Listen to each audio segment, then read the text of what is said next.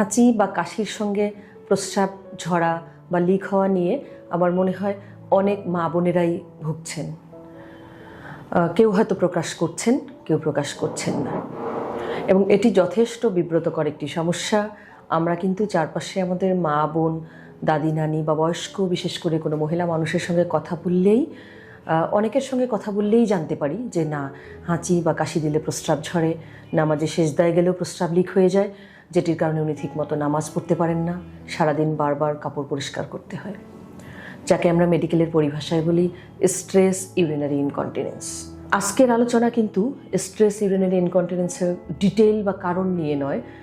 চেম্বারে যে প্রশ্নটির সম্মুখীন আমাকে প্রায়ই হতে হয়, যখন কোনো রোগীর চিকিৎসার অংশ হিসেবে আমরা তো শুরুতে সবসময় ঔষধ দিয়ে থাকি, ব্যায়াম শিখিয়ে দিয়ে থাকি, পেলভিক ফ্লোর এক্সারসাইজ।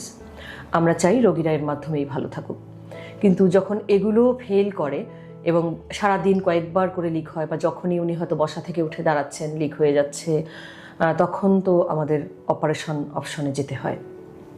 অপারেশনে যাওয়ার পূর্বে আমি আমার রোগীদেরকে দুই ধরনের সিদ্ধান্তই দিয়ে থাকি, বলে থাকি যে আপনি চাইলে সিনথেটিক যে কেনা মেশ বা নেট, সেটিও ব্যবহার করে আমি এটি দিয়ে অপারেশন করে দিতে পারি, অথবা আপনি যদি মনে করেন যে না, আমি নিজের শরীরের টিস্যু নিয়ে এই অপারেশনটি করতে চাই, বা অটোলোগাস যেটা আমরা বলি, নিজের পেট থেকে টিস্যু নিয়ে নেটের মতো করে বানিয়ে দিয়ে অপারেশন করা, সেটি দিয়ে করতে চাই, সেটিও করতে পারেন। এটি নিয়ে রোগীদের মনে অনেক দ্বিধাদ্বন্দ্ব থাকে।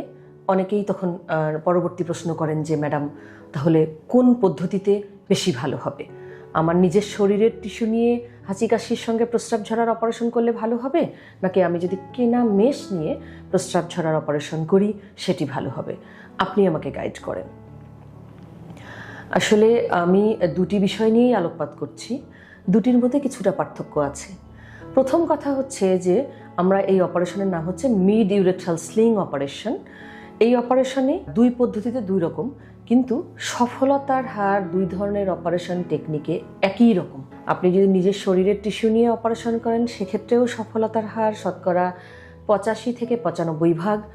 আবার যদি আপনি সিনথেটিক মেশ বা কেনা নেট দিয়ে অপারেশন করেন, সেক্ষেত্রেও কিন্তু সফলতার হার শতকরা 85 থেকে 95 ভাগ রোগী পুরোপুরি ভালো হয়ে যান। তাহলে পার্থক্যটা কোথায়?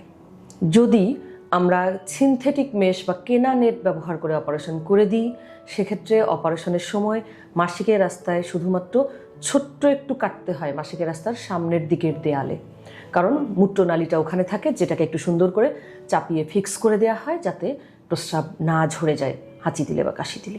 সেক্ষেত্রে কিন্তু আপনার শুধু মাসিকের রাস্তায় ছোট্ট একটু কাটা থাকে এবং অন্য কোথাও কোনো কাটা ছেঁড়া থাকে না। এক্ষেত্রে সুবিধা কি? আপনার পেটে কোনো কাটা থাকছে না, ছোট্ট কাটা মাসিকের রাস্তায় থাকবার কারণে ব্যথা অনেক কম, রোগীর রিকভারি খুব র্যাপিড, দ্রুত হসপিটাল থেকে ডিসচার্জ করা যায়, রোগীর মোবিলিটি দ্রুত হয়, যেমন যেহেতু পেটে কোনো কাটা নেই, ব্যথা ওরকম থাকে না, রোগী দ্রুত মুভ করেন, নর্মাল কাজে দ্রুত ফিরতে পারেন, এগুলো। এখন যদি এই জায়গায় আমি আসি যে যখন আপনি আবার নিজের পেটের টিস্যু দিয়ে করবেন, তখন কি? তখন তো আমাকে সেই যে নেটের মতো যে লম্বা স্ট্রিপটা, এটা তো আমার শরীর থেকে নিয়ে দিতে হবে। সেক্ষেত্রে কিন্তু আমরা তলপেটে সিজারের ক্ষেত্রে যে জায়গায় আমরা কাটি, ওই জায়গা বরাবর আমরা কেটে একটা স্ট্রিপ অফ টিস্যু নেই লম্বাটে, এটা 8 সেন্টিমিটার লম্বা হয়, ও 2 সেন্টিমিটারের মতো সাধারণত ওয়াইড, যেটা আমরা বলি যে ব্রেথ হয় 2 সেন্টিমিটারের মতো।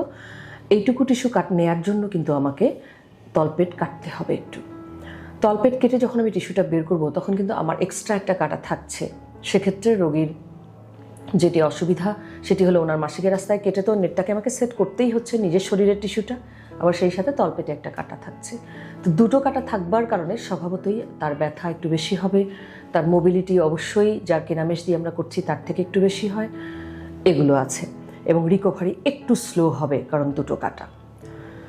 এখন আমি তো এই প্রশ্নে আসলাম, পরবর্তী কোশ্চেনে যদি আসি, তাহলে নেট যখন আপনি নিতে চাইবেন, অনেক সময় দেখা যায় যে আমরা খুব অবহেলা করেই, ঠিক আছে আমরা নর্মাল যে হার্নিয়া অপারেশনের জন্য সাধারণ যে প্রোলিন মেশ ব্যবহার করছি সেটি কেটে দিয়ে করে ফেলছি।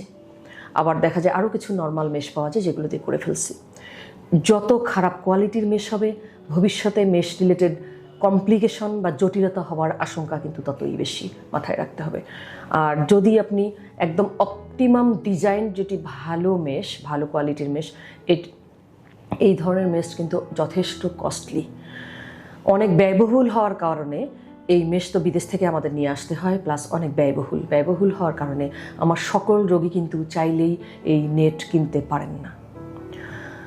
তাই কস্ট একটা বড় ব্যাপার। যখন আপনি টাকার ক্ষেত্রে চিন্তা করবেন, আমাদের দেশের সকল মানুষের এই সামর্থ্য নেই যে ওনারা এই নেট কিনে অপারেশনে যাবেন, তখন কিন্তু আমার ক্ষেত্রে সেক্ষেত্রে যখন আমি নিজের শরীরের টিস্যু নিয়ে করে দিব, এই ব্যয়টা আপনার থাকছে না, রোগীরা অনেক উপকার পাচ্ছে আর্থিক দিক থেকে। এছাড়া যেটি বললাম, যখন আপনি শরীরের নিজস্ব টিস্যু দিয়ে করবেন, সেখানে যে আর্টিফিশিয়াল যে একটা জিনিস আপনি শরীরে দিচ্ছেন, এই সংক্রান্ত যে জটিলতাগুলো, যেমন ধরেন মেশ ইরোশন, মেশ নেটে ইনফেকশন, এটার ক্রনিক একটা পেইন বা ডিসকমফোর্ট, এই জটিলতাগুলো কিন্তু হবার আশঙ্কা নিজের শরীরের টিস্যু নিয়ে করলে থাকে না। তো আমরা দেখতে পাচ্ছি যে দুই ক্ষেত্রেই কিছু সুবিধা আছে, কিছু অসুবিধা আছে। এখন প্রশ্ন হলো তাহলে কোনটি বেস্ট, তাই না? এরকম কোশ্চেন তো আসেই আমাদের মনে। আসলে দুটোরই যেহেতু সাকসেস রেট সেম, এখানে বেস্ট বলে কোনো কথা নেই। আসলে কোনটি কোন ক্ষেত্রে চুজ করবেন এটি নির্ভর করছে আপনার রোগীর সিচুয়েশনের উপর, যে তার বর্তমান কন্ডিশন কি, আগে অপারেশন হয়েছে কি না, আগে যদি নেট ব্যবহার করার কারণে আবার এটি রিকার করে বা জটিলতা তৈরি হয় বা মেশ রিলেটেড জটিলতা, সেক্ষেত্রে আপনি অবশ্যই নিজের শরীরের টিস্যু ব্যবহার করবেন।